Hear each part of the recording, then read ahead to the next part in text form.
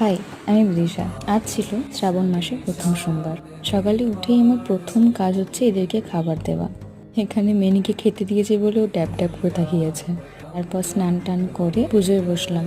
আমার প্রতি বছরের ইচ্ছা থাকে তারকেশ্বরে গিয়ে জল ঢালার। ছোটবেলায় যেতাম প্রত্যেক বছর, কিন্তু যত বড় হয়েছি তত আর সেই যাওয়ার সুযোগই হয়ে উঠছে না। তবে আমি মনে করি আমাদের চাইলে নিশ্চয়ই যেতে পারবো।